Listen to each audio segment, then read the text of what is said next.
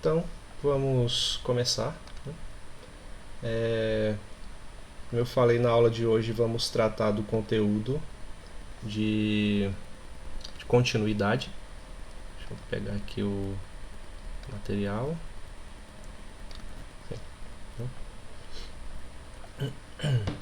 E continuidade de funções assim de duas ou mais variáveis, tem uma ideia, uma definição muito semelhante ao que vocês viram lá em funções de apenas uma variável, né? Então vamos colocar aqui de início a definição.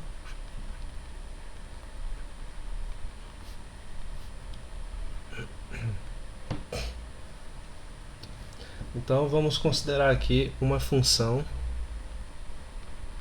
contínua num ponto, sei lá, x0, y0, como a gente costuma chamar, né?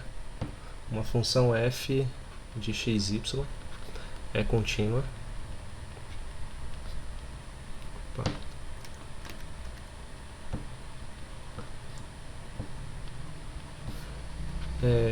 Em um dado ponto x0, y0, né, se acontecem três coisas, né? A primeira é se a função for definida nesse ponto, né? Ou seja, o que significa a função ser definida nesse ponto? Significa que existe um par de números x, y, né, números reais, que quando colocados nessa função vai resultar em um número, né? E o conjunto desses números vai compor aquilo que chamamos de imagem. Então, peraí. Certo? Então, primeiro critério é esse, estar definida no ponto x0, y0. Então, f, isso aqui não é f nem, f deve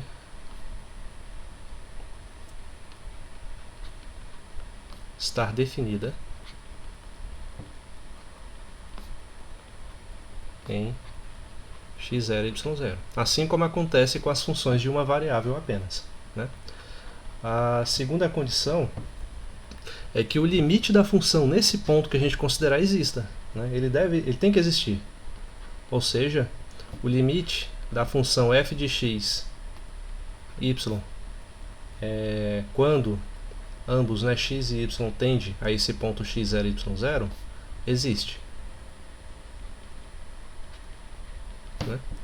E a última condição é que, além desse limite existir, ele deve ser igual à função nesse ponto, né? Ou seja, o valor do limite de f de xy quando xy tende a x0 e y0 tem que ser igual a f de x0 e y0, certo? Logo, a gente pode dizer que uma função ela é contínua quando ela é contínua em todos os pontos do seu domínio, né? Então, isso é uma definição importante até para a gente conseguir determinar quando que uma função tem limite ou não. Então, é um conceito simples, mas de grande relevância, né? Vamos pegar aqui como exemplo, para ilustrar essa ideia, né? Aqui.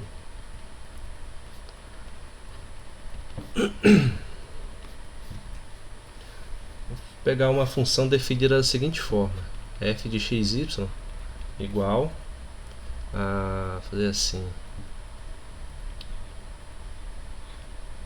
né? 2xy dividido por x ao quadrado mais y ao quadrado, né?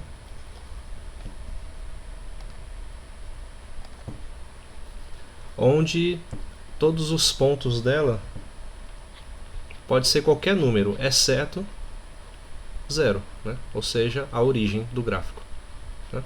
Ela está definida em todos os pontos, exceto na origem, né? E o motivo disso está bem evidente, né? Porque se a gente substituir x e y aqui embaixo por 0, vai zerar o denominador e a função não vai fazer sentido. Ela não vai ter uma imagem, né? Certo? Mas para quaisquer outros números diferentes de 0, ela está muito bem definida, né? E essa função ela é 0. Vamos considerar que ela zera quando xy igual a 0. né? Aí é uma coisa estranha, né? Porque a gente está dizendo, acabamos de dizer que ela não está definida em 0, 0, né? Porque a função não faria sentido. Mas ao mesmo tempo eu estou dizendo que o valor dessa função é 0 quando o meu par xy é 0, 0. Né? Isso parece uma contradição, mas vamos entender, né, o que isso quer dizer. Vou colocar assim, ó. A ideia é a gente mostrar que essa função é contínua em todos os pontos, exceto nessa origem, tá bom? Então, vou colocar assim, ó, mostrar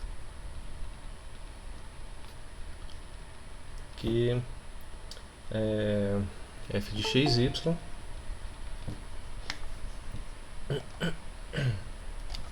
é contínua em todo ponto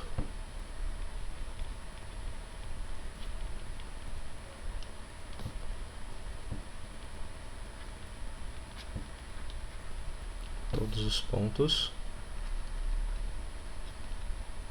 exceto no ponto 0, 0.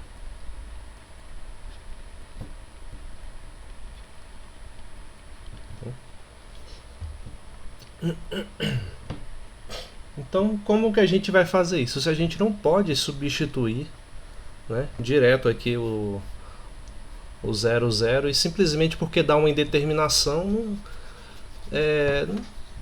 como eu vou dizer, é meio complicado a gente definir, né, se ela é contínua nesse ponto ou não, simplesmente fazendo essa substituição, né? Até porque a gente viu que uma função de duas variáveis, né, ela tem um limite que pode vir de infinitas direções diferentes, né, de infinitos tipos de curvas, né? Então, não é meramente substituir aqui na origem e por dar uma indeterminação a gente definir, pronto, não é contínua, né? É um critério um pouco mais elaborado do que isso, né?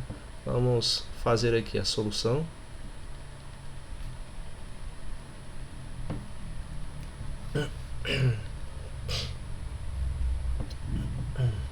Então, beleza. Então a função ela é contínua em qualquer ponto diferente de 0, é o que está dizendo, né? Porque seus valores dados eles tornam uma função racional em x e y, né? Da forma como está apresentado aqui. Então, o que acontece nesse ponto 0, 0? Né?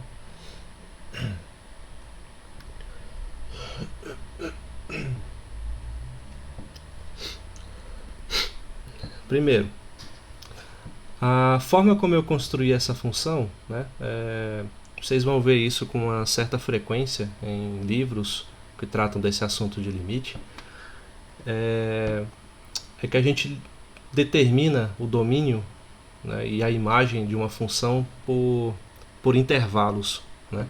É como se fosse a ideia de uma função salto, sabe?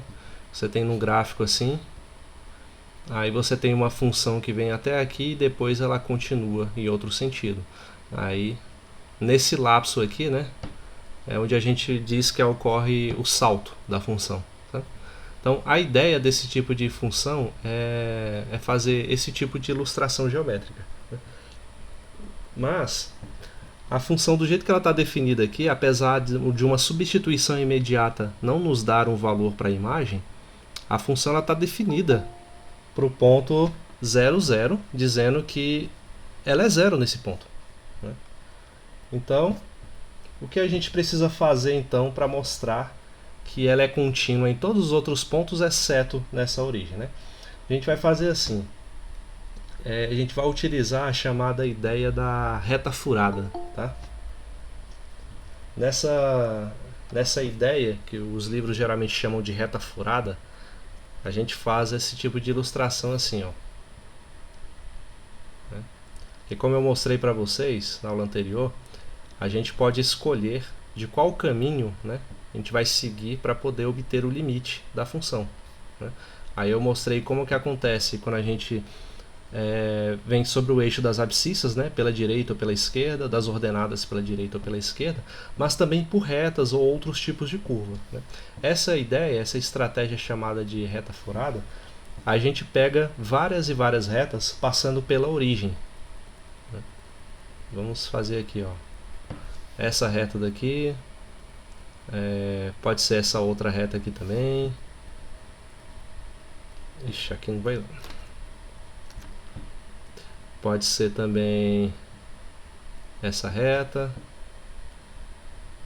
né? Cada uma distinta da outra apenas pelo coeficiente angular, né?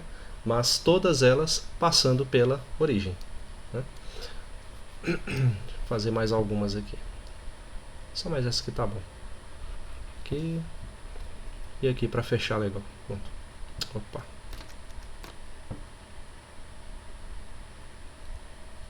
Ficou reto. Assim, né? Então, aí por que chama de reta furada? Porque a função não está definida aqui na origem, né? Então tem um espaço vazio, assim. Então ela está representada em todos os outros pontos, exceto aqui na origem. Então fiz aqui, apaguei foi tudo. Deixa eu reconstruir aqui essa parte.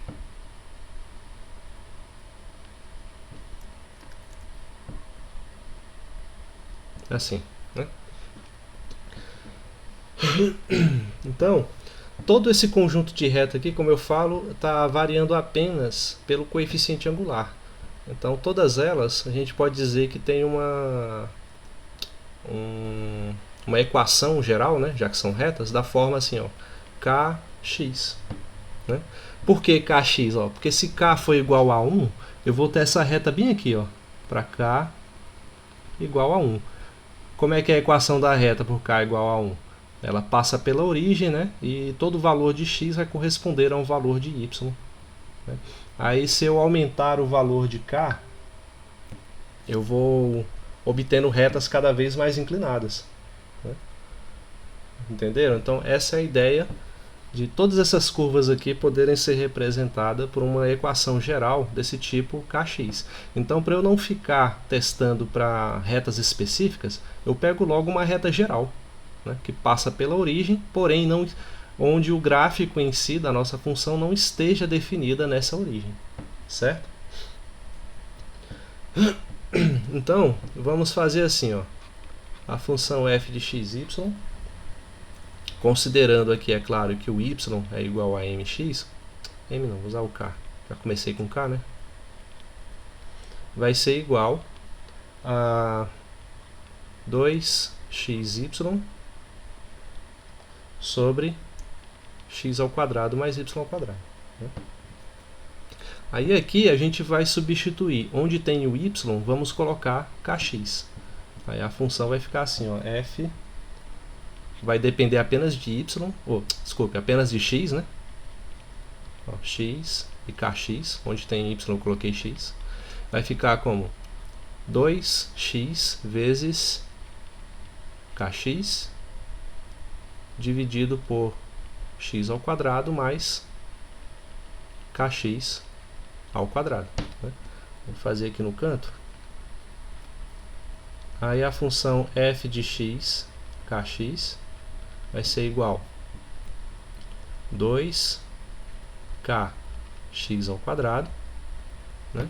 Multiplicando aqui o x por ele mesmo, dividido por x ao quadrado mais k ao quadrado, x ao quadrado. Né? Então, essa é uma forma que eu estou mostrando aqui para vocês de remover singularidades, né, de uma função quando isso for possível. Né? A gente vai ver depois uma situação em que não é possível remover essa singularidade aqui, ou seja, o ponto em que a função deixa de fazer sentido, né, em que ela colapsa, por assim dizer, né? Onde a gente não consegue remover singularidades assim, nem fazendo substituição por coordenadas polares, né? Que é uma outra técnica para calcular limites que eu vou ensinar logo a seguir. Né? Então, fazendo isso, ó, seguindo por esse caminho, por várias retas distintas representadas por essa equação, né? Y igual a kx, fiz essa substituição na função, né? Antes de calcular o limite. Está vendo que eu não coloquei sinal de limite aqui ainda, certo? Só estou remodelando a minha função para estudar o que acontece com ela quando y é igual a kx, quando eu traço retas, né, pela origem aqui da nossa função. Tá? Então aqui vai ficar 2k x ao quadrado dividido por... Tá vendo que aparece x ao quadrado em dois termos que somam, né? Então eu posso colocar o x ao quadrado em evidência e multiplicar por 1 mais k ao quadrado. Né? Qual é a ideia disso? Ó, tem o x ao quadrado só multiplicando em cima e ele só multiplicando embaixo, eu consigo cancelar o x da função. E o resultado vai ser 2k sobre 2k dividido por 1 mais k ao quadrado. Né? Então, o que essa substituição me indica? Né? É que quando eu traço o limite da função f de xy, né? Quando o ponto xy se aproxima da origem, né, 0, 0, o resultado desse limite vai ser isso aqui, ó, 2k sobre 1 mais k ao quadrado para todo k real. Certo? Esse k só representa o coeficiente angular das retas. Né? Então, quando eu coloco o k em vez de um número específico, eu estou generalizando aqui para um número infinito de curvas. Né? No caso, essas curvas serão retas. Né? Logo, o que mais isso me diz? Ó? Se o limite da minha função, quando xy se aproxima da origem, é uma expressão desse tipo, e eu acabei de falar para vocês que o k, né, no qual está escrito aqui esse resultado, ele é um número real qualquer, significa que esse número ele vai ser diferente para cada k que eu escolher, não é verdade? Se eu pego k igual a 2, aqui vai ficar 4 dividido por 1 mais 4 sobre 5. Se eu pego k igual a menos 3, vai ficar menos 6 dividido por 10, e assim vai. Né? Então, para cada valor de k, eu vou ter um valor diferente do limite. Né? E o que eu falei na aula passada? Né? Que quando a gente tem uma função, né, que possui mais de um limite, né, ou, digamos, mais um valor possível, né, quando a gente faz o limite, significa que essa função não tem limite. Ela teria que convergir, de todas as formas que a gente fizesse, ela teria que convergir para um único valor. Como ela converge para uma expressão que me dá infinitos valores, eu posso afirmar com tranquilidade que essa função ela não tem limite nesse ponto. Né?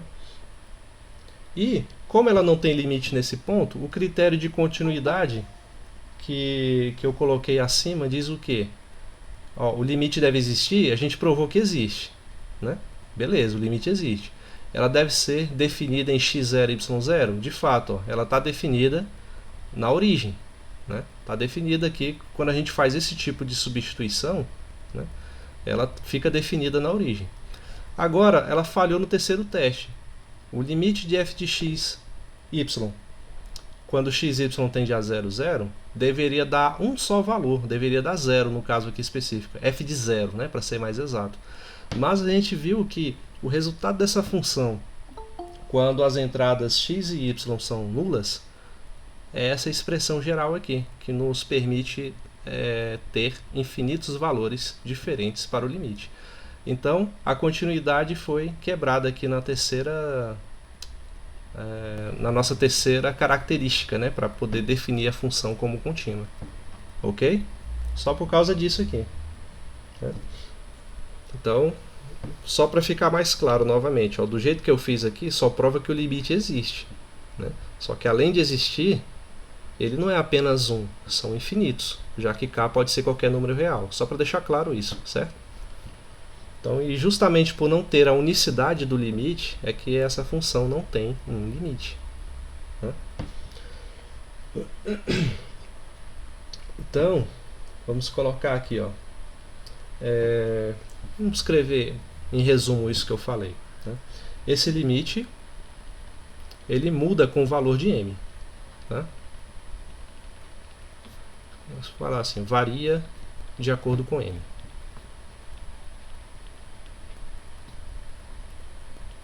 Ou m não, k. Né? É porque quando eu faço em geometria analítica, eu costumo representar o coeficiente angular da reta por m, né? Já tem esse hábito. Aí aqui eu estou fazendo isso. Mas enfim. Então, portanto, não existe um número só que podemos chamar de limite, né? Não existe um único número que podemos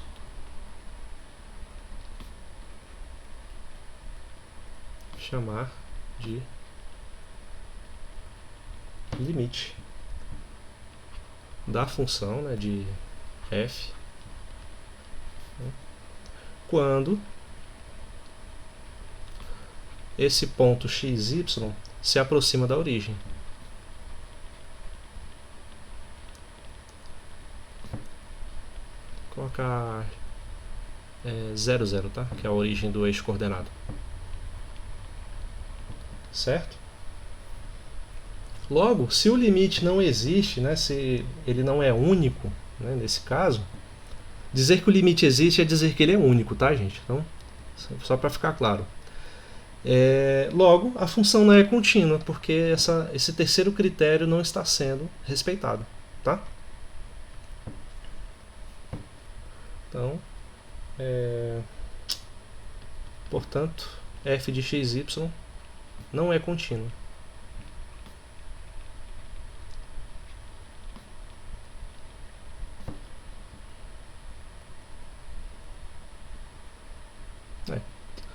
Principalmente, não é contínua nesse ponto, né, na origem, 0, 0. Ok?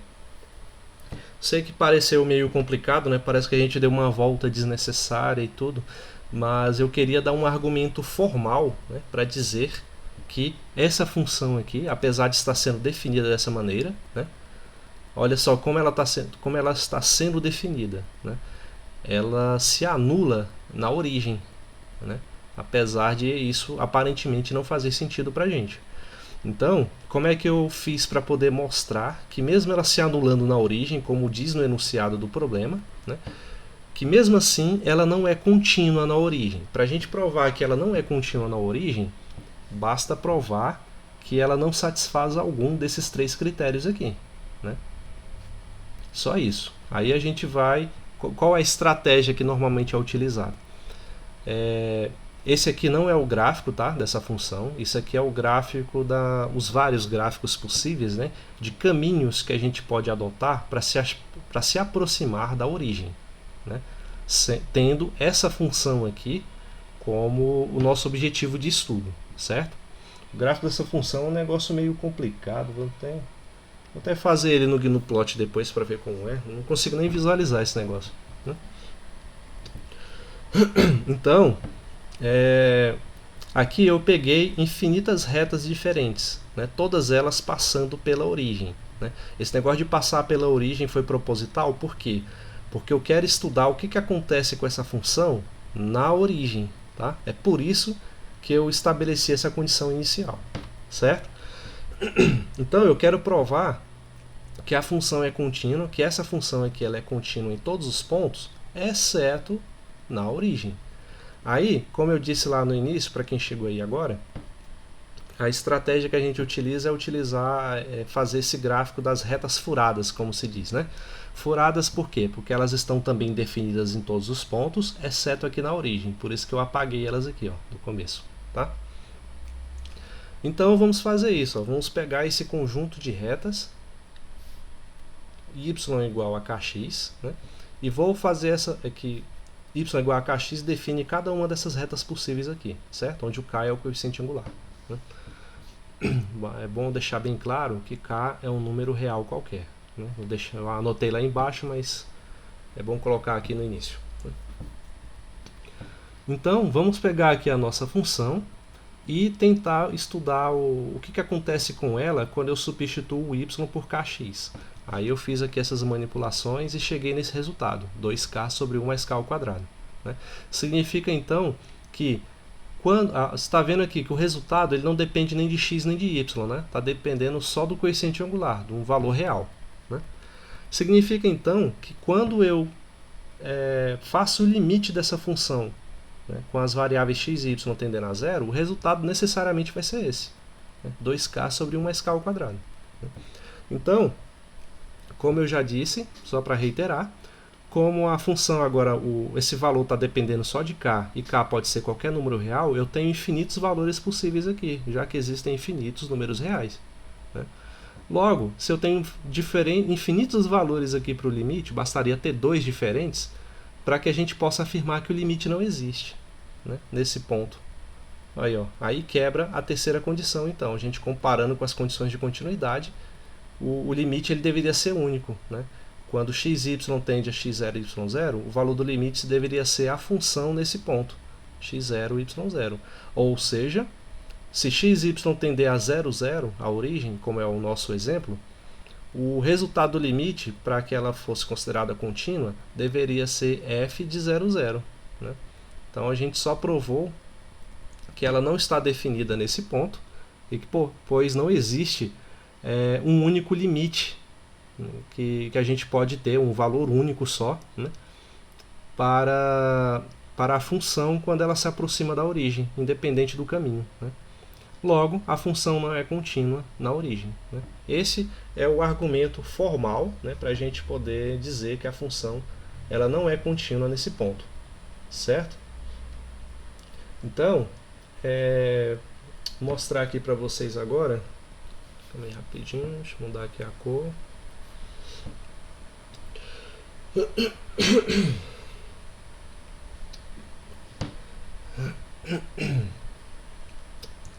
Essa estratégia que a gente utilizou, ela nos dá um outro resultado, né? Porque assim, o que esse exemplo nos ilustrou aqui? Que quando o limite existe em um ponto, ele tem que ser o mesmo ao longo de todos os caminhos que a gente escolhe para poder se aproximar desse ponto. Né? Como a gente não obteve o mesmo valor, né, já que ele varia de acordo com k, o limite não existe. Né? Então, esse resultado ele é semelhante ao caso de uma única variável que vocês já devem ter visto lá no cálculo 1, no qual ambos os limites laterais ele deve ter o mesmo valor. Né? Vocês devem lembrar, acho que eu já falei disso em uma aula anterior, que geralmente a gente estuda o limite lá no cálculo 1, como é uma variável apenas, a gente tenta assim, ó, digamos que o limite lá deu menos 1, né? Se a função tender a menos 1 pela direita e tender a menos 1 pela esquerda, a gente diz que o limite existe. Né? Mas, como estamos no plano, não existe só essas duas direções, existem infinitas direções aqui, ó, representadas por essas retas furadas. Né? Então é por isso que exige um teste um pouco mais elaborado, né, para a gente poder determinar se o limite existe ou não. Tá? Logo, dessa semelhança aí com o cálculo 1, né, das limites das funções de uma só variável, a gente tem o chamado teste dos dois caminhos.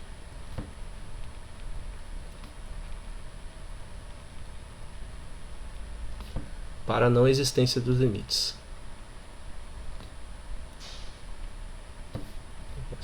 Não existência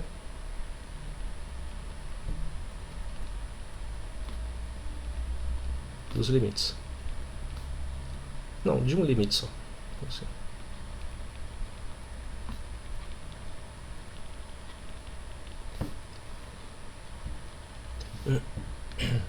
E o que diz esse teste? Eu vou colocar aqui a definição, a gente fazer um exemplo. Né? Então, se a função f de xy tem limites diferentes, ele tem...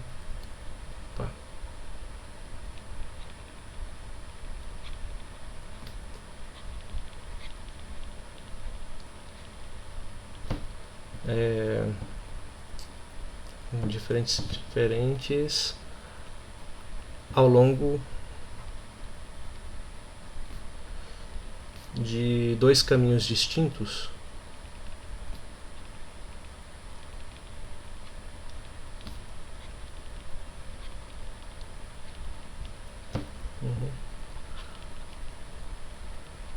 quando o ponto xy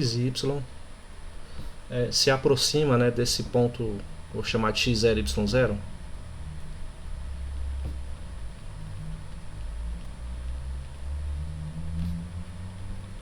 x0, y0. Né? Então, o limite de f de xy quando xy tende a esse ponto, y0 ou x0, y0, não existe. Né?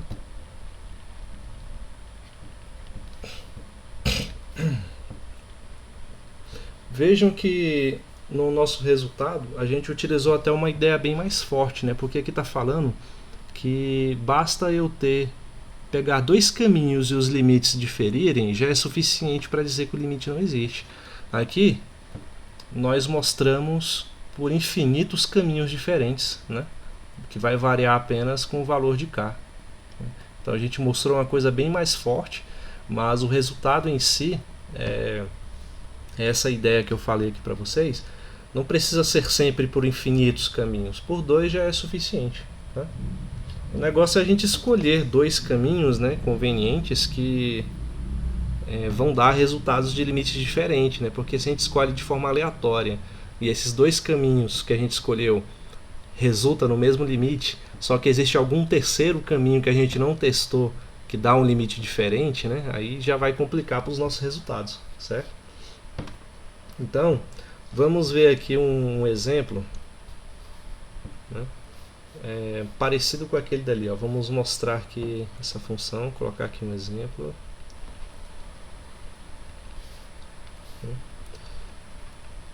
Mostre que a função f de xy definida como 2x ao quadrado y sobre x à quarta mais y ao quadrado, né? Ela não tem limite.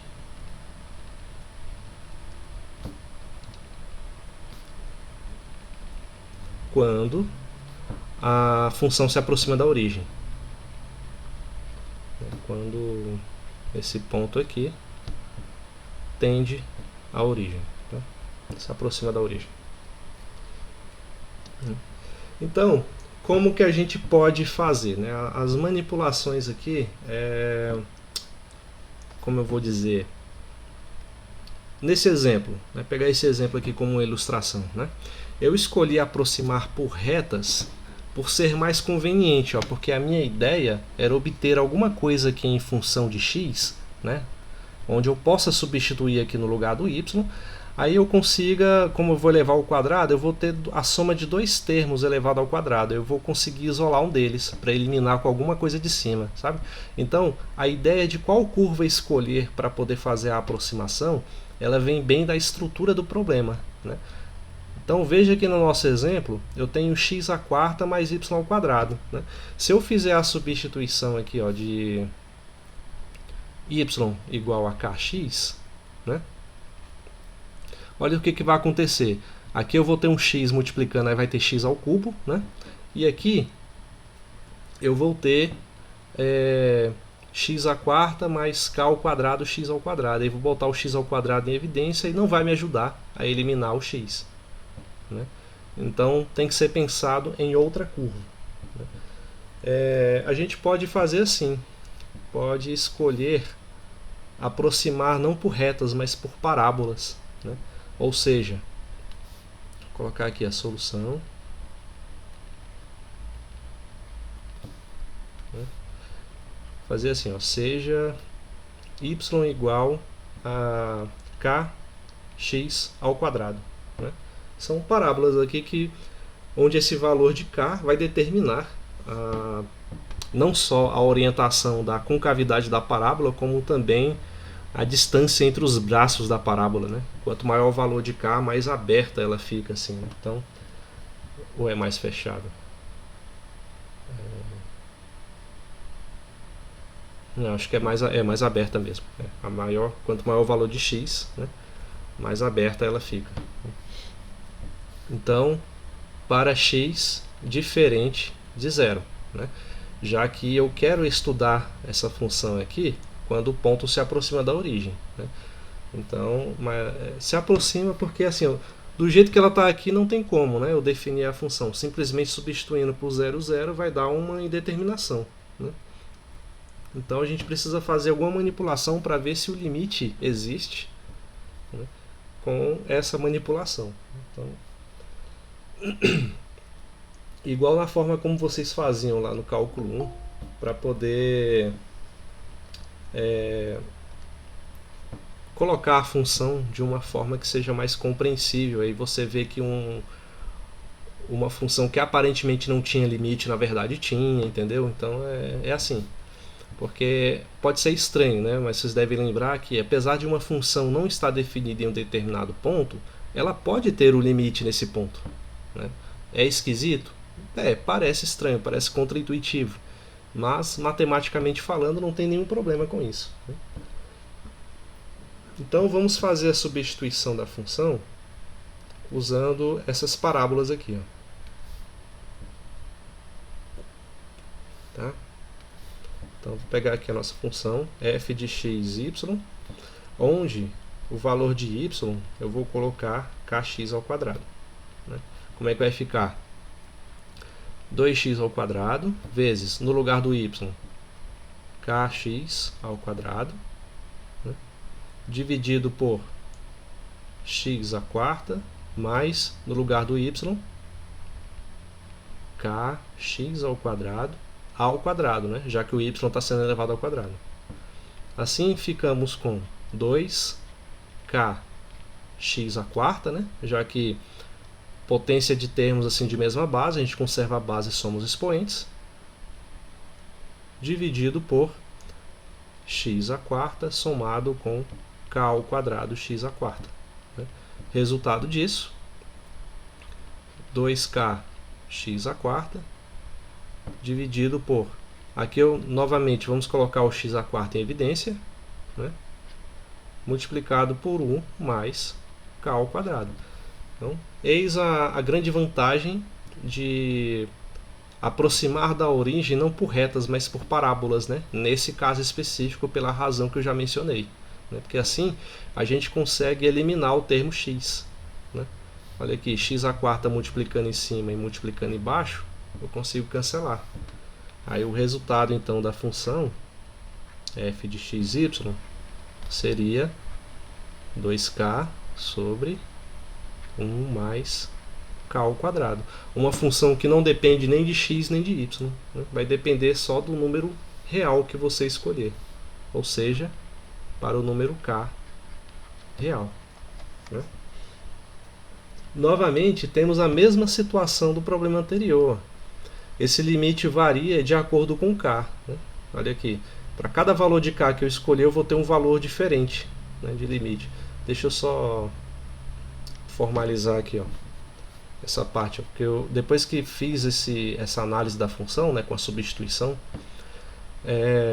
vamos só formalizar o enunciado dizendo que o limite da função, portanto, limite de f de xy, quando esse ponto se aproxima da origem, é igual a 2k sobre 1 mais k ao quadrado, né, para todo k pertencente aos reais, né? Aí o resultado que a gente chega, como eu estava falando, é idêntico à conclusão que eu cheguei no exemplo anterior, né? Esse limite varia de acordo com o valor de k, sim, de fato, né? E, portanto, a gente não pode dizer que existe um único número que podemos chamar de limite da função, né, quando esse par ordenado xy se aproxima da origem, se aproxima de 0, 0. Logo, o valor do limite, logo a função não é contínua nesse ponto. Ok? Portanto, f de xy não é contínua na origem.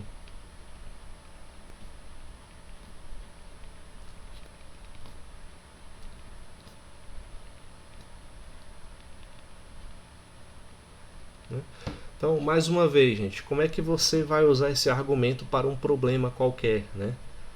Você vai ter que ver a estrutura da função com qual você vai trabalhar, né? Para você saber por qual caminho você vai utilizar, qual tipo de curva você vai fazer a função tender à origem. Aqui eu escolhi reta, mais uma vez, enfatizando, né? Porque eu sei que colocando y igual a kx ao quadrado, independente do valor de k, eu ia ter um valor x ao quadrado aqui embaixo, ó, que eu poderia colocar em evidência e cancelar com o de cima, né? Aqui eu escolhi aproximar por parábolas, né? Por quê? Para aparecer um termo elevado à quarta potência aqui embaixo, para eu conseguir colocar em evidência e cancelar com o de cima, certo? Então, tudo vai depender do tipo de curva que você vai estar trabalhando, né? Então, vamos ver aqui. Cadê, gente, o exemplo?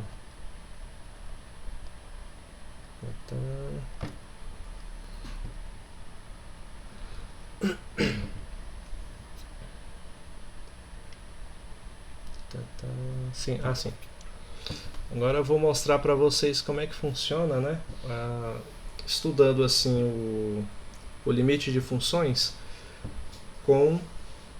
mudando o seu sistema de coordenadas, né? Sair de um sistema de coordenadas cartesiano para um sistema de coordenadas polares, né? Aí aqui a gente vai utilizar bastante aquela definição de limite lá por épsilons e deltas que definimos lá na aula anterior sobre isso, tá? Então vamos colocar aqui assim, coordenadas polares.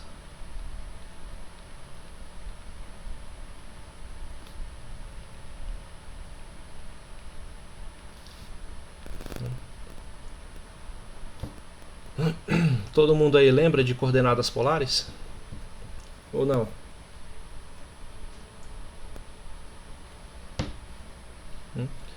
Só uma breve introdução nesse conceito, para quem não viu ou para quem não lembra, né? Quando você tem aqui um ponto representado no seu eixo cartesiano, né, ele é representado por dois números, por x e por y, né? Acontece que essa não é a única maneira de a gente representar um ponto no eixo cartesiano. A gente pode representar esse ponto sabendo a distância dele até a origem, né? E o ângulo que esse comprimento aqui forma em relação ao eixo das abscissas, né? Aí então a nossa função que depende de x e y, ela passaria a depender do raio, né? Essa distância aqui que eu vou chamar de r, e desse ângulo θ, né? Essa nova representação aqui é chamada de coordenadas polares, certo? Então, como é que a gente associa os comprimentos x e y com coordenadas polares? Ó, a gente sabe que x é todo esse comprimento aqui e y é todo esse comprimento aqui, certo? Então, a gente usa as funções trigonométricas. A gente sabe que o cosseno do ângulo θ é o que? Cateto adjacente sobre a hipotenusa, ou seja, x sobre r. Assim, nós temos que o valor de x é r cosseno θ, né? Da mesma forma, seno de θ é y sobre r, que é cateto oposto sobre a hipotenusa. Logo, o valor de y é r seno θ, né? Assim que a gente escreve x e y em função do comprimento r e do ângulo θ, ok? Então, todos lembraram aí, né, como é que funciona?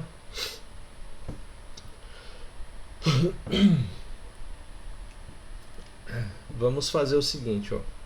Deixa eu ver aqui se eu pego qual exemplo eu vou utilizar.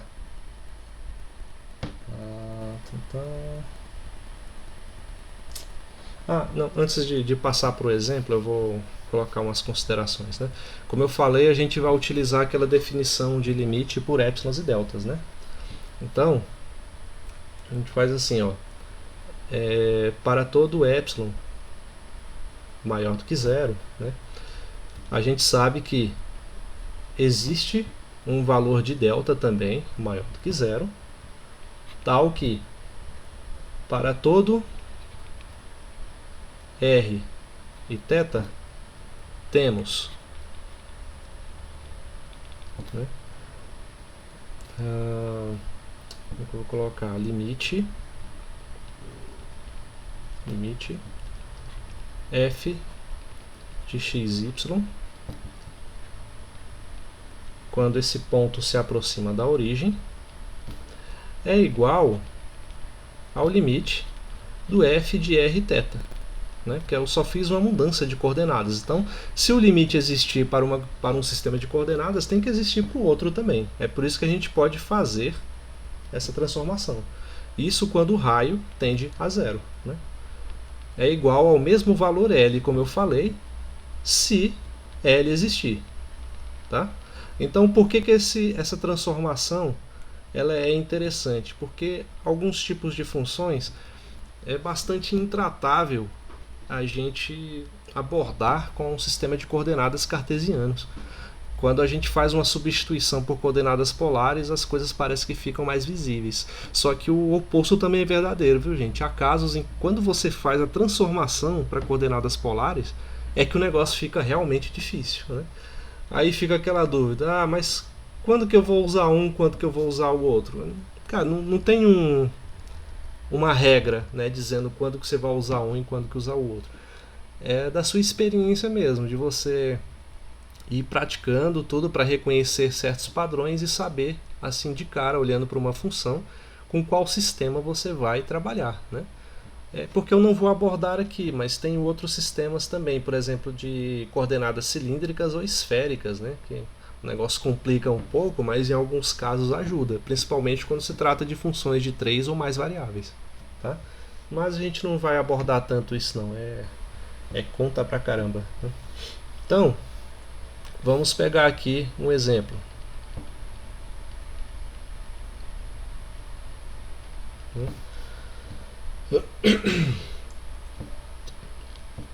Vamos pegar a função f de xy igual a x ao cubo dividido por x ao quadrado mais y ao quadrado, né? Tá. Aí vamos estudar o limite dessa função quando um ponto qualquer dela se aproxima da origem, que é 0, 0. Né? Como a gente viu, esse limite aqui, dependendo de x e y, se ele existir, ele vai ter que ser igual ao limite da função dependendo de r e θ, né? Quando r tender a 0. Então, vamos fazer essas substituições para ver como é que ficaria f de r e θ. Né? Como vai ficar? Ó? Eu sei que x é r cosseno θ, então onde aparecer x eu vou colocar isso. R cosseno θ ao cubo, dividido por r cosseno θ ao quadrado, somado com y ao quadrado, que é r seno de θ ao quadrado. Então, como é que fica? Ó? Produto elevado a uma potência, né? A gente pode fazer a potência de cada um dos termos do produto. Assim vai ficar r ao cubo multiplicado pelo cosseno ao cubo de θ. Ok? E aqui embaixo, r ao quadrado cosseno ao quadrado, né? Mais r ao quadrado seno ao quadrado de θ. Né? Logo, f de r θ. Né? Parece que a função ficou mais complicada, né? Mas não, ficou na verdade bem mais simples. Vamos ver o porquê. Isso aqui é por causa das propriedades trigonométricas, né? Assim, ó. Aqui a gente vê que o R é um termo em comum nos dois termos da soma, né? Então a gente pode colocar ele em evidência e multiplicar por cosseno ao quadrado de θ mais seno ao quadrado de θ. Mas, aqui está a beleza da coisa. Ó. Pelo teorema fundamental da trigonometria, esse valor aqui é 1. Né? Simplificando bastante a nossa vida. Aí vai ficar r ao cubo. Ainda posso colocar assim, ó, r ao quadrado multiplicado por r, né? Que é r ao cubo. Cosseno ao cubo de θ sobre r ao quadrado. Por quê? Só para a gente ver mais claramente que dá para cancelar o r, né? Já que ele está tendendo a zero, mas ele não é zero ainda, né? Não tiramos o limite. Né? Logo, f de r θ é igual a r cosseno ao cubo de θ. Né? Então, qual é o limite de f r θ, né? Limite f de r θ quando r tende a zero é o que? Independente do valor de θ, gente, o cosseno ele vai estar situado entre menos 1 e 1. Né? Ele não passa desses valores aqui. Né? Pelo menos quando a gente trata de funções reais. Né? Quando se trata de seno e cosseno no plano complexo já é outra história. Mas aqui, como tudo a gente está fazendo no plano real, né? Ele vai ficar sempre entre esses valores. Então, o maior valor que ele vai assumir é 1 e o menor valor que ele vai assumir é menos 1. Né? Então, o raio, quando ele tender a zero, vai multiplicar por esse valor que fica oscilando. Né? Logo, o resultado disso aqui vai ser quanto? Vai ser zero. Né? Se o limite da função em coordenadas polares é zero, significa que o limite dessa função aqui, ó, quando x e o y tendem a zero, tendem à origem, vai ser zero também. Né? Viram só como é forte esse resultado? Né? A gente faz umas simples mudanças de coordenada e consegue prever o resultado com mais facilidade. Né? Nesse caso aqui, para a gente poder chegar nessa conclusão, né, sem fazer essa transformação de coordenadas, a gente teria que usar um argumento semelhante a essas duas questões anteriores que eu fiz aqui. Ó. Escolher uma curva conveniente, né, a qual você poderia substituir aqui no valor de y para poder cancelar, anular esse valor aqui. Ó. E assim vai. Né? E nem sempre dá para anular, às vezes você tem que fazer o uso de outros recursos. Né? Mas, enfim. Chegamos então nesse valor. Né? Aí agora vamos utilizar aqui a definição, né, do limite. Vamos fazer assim, né? Quer ver? Então o valor do meu... Como é que é? O valor do delta e do epsilon, né?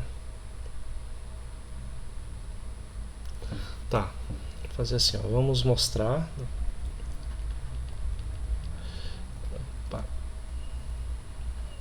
Precisamos mostrar que, dado epsilon maior do que zero, né, existe um delta também maior do que zero, né, tal que para todo r e θ temos o módulo de r, né, já que r é um comprimento, né, uma distância da origem a esse ponto, eu vou colocar em módulo só para enfatizar isso, né, ele tem que ser menor do que delta. Né, se eu pegar um r menor do que delta, então eu vou ter um valor aqui da função f de r θ menos o valor do limite tem que ser menor do que epsilon. Né? Essa definição eu coloquei lá no início, na primeira aula que tivemos sobre limites. Né? Eu até falei que esse valor de epsilon ele variava, né, entre 0, raiz quadrada de x menos x0 ao quadrado mais y menos y0 ao quadrado, que é menor do que epsilon, né? Deem uma olhada depois nessas anotações. Então aqui, em vez de colocar dessa forma, eu coloquei em módulo, né? Mas é uma anotação semelhante, né?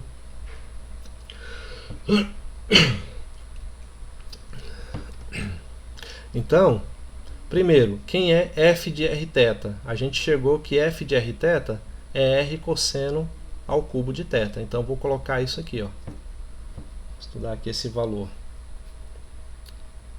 Aqui, ó, como o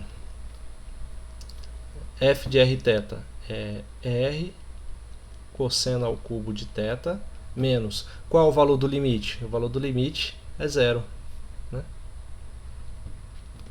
Isso é menor, deve ser menor do que epsilon, né? Então, vamos ver o que dá para fazer aqui. Tá.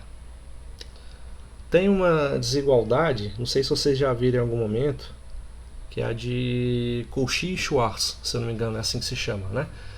Que é a desigualdade do produto, né? Porque olha só, isso aqui na verdade vai ficar assim, módulo de r cosseno ao cubo de θ menor do que epsilon, né? Esse módulo do produto pode ser colocado como um produto dos módulos, né? Isso vai ser menor do que o valor de epsilon, né? Não, isso aqui vai ser...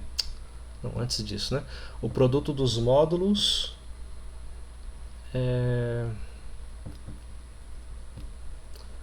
vou colocar aqui na frente, r cosseno ao cubo. O módulo do produto é igual ao produto dos módulos, né? Que, por sua vez, a gente pode considerar da seguinte forma: o maior valor que eu falei que o cosseno pode adquirir é 1, né? Então, mas ele também pode adquirir valores menores, né? Apesar de estar aqui em módulo, pode ter valores fracionários que quando eu elevo ao cubo ficam menores ainda, né? O maior valor que isso aqui vai poder atingir é o valor módulo de r vezes 1, né? Mas, como eu falei para vocês, como tem números menores, isso aqui ele vai ser menor ou no máximo igual ao módulo de r vezes 1, tá? Porque 1 é o maior valor que isso aqui pode atingir, tá? Só para ficar claro isso, né? Mas isso daqui, por sua vez, é igual ao módulo de r, né? Qualquer número multiplicado por 1 é igual a ele mesmo, né? Então, a gente chega que essa implicação ela é verdadeira para todo r e θ, se a gente toma épsilons e deltas, como fez aqui em cima, né? Essa explicação, para ter ficado um pouco abstrata demais, é porque eu preciso que vocês estejam com essa definição bem estabelecida, né? Sobre definir os limites com épsilons e deltas, né? Então, por isso que eu falo para vocês darem uma olhadinha lá nas notas da primeira aula sobre limites, né?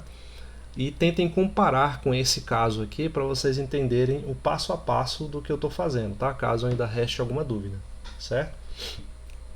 Então, se isso daqui é verdadeiro, eu vou colocar assim, ó, a implicação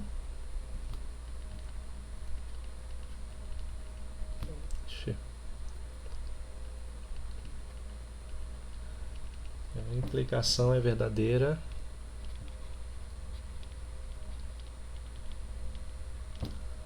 para todo r θ, né?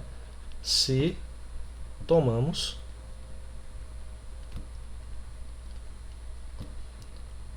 epsilon igual, ou delta igual a epsilon, ou epsilon igual a delta também, tá?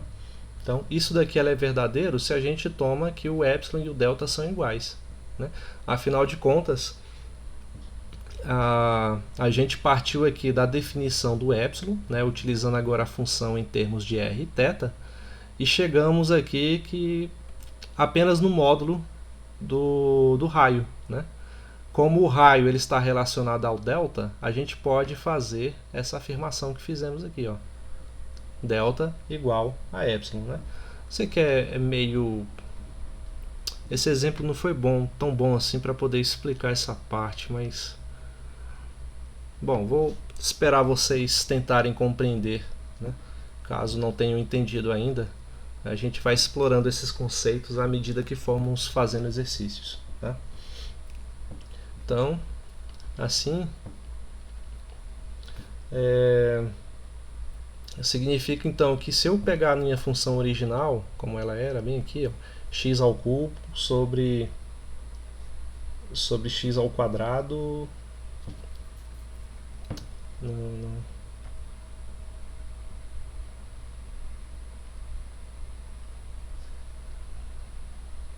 Bom, isso aqui só vai confundir mais vocês. Vamos deixar isso aqui assim mesmo, né? Então, resultado é que eu consigo chegar, né, através dessa mudança de coordenadas, né, para o sistema de coordenadas polares, que o limite da função ela existe e é zero, tá?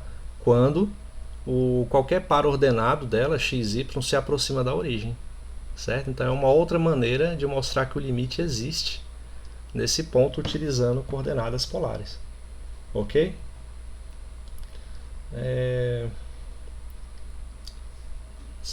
Não sei se ficou muito claro, não, mas vocês estão com alguma dúvida muito grave nesse ponto até agora?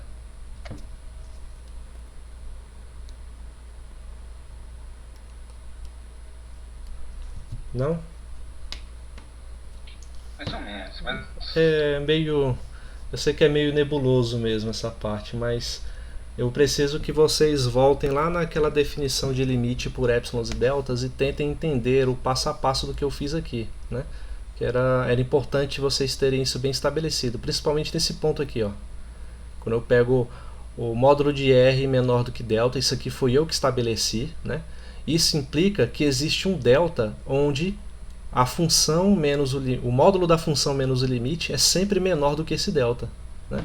Aí lá na primeira aula eu dei até um exemplo falando da chapa em aquecimento, do ponto se aproximando de um outro ponto estabelecido, tal, para poder dar essa ideia de formalização, né, de limites de funções de duas variáveis, formalizando o conceito com épsilons e deltas, né?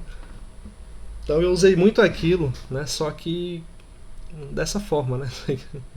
Eu escolhi, isso aqui, ó, foi definido, tá? Eu peguei o valor do raio, né, da distância da origem ao ponto, né? Aqui, ó, peguei um valor específico que ele é apenas menor do que delta. Aí você pergunta, tá, mas quem é delta? Delta é um valor que ele é tão pequeno quanto você queira que ele seja, né? Não parece uma definição muito formal, né? Mas em matemática é algo que a gente chama de infinitésimo, né? Você pode pegar o menor valor que você conseguir pensar, né? O delta ele pode ser menor do que ele. Então, só não pode ser zero, né?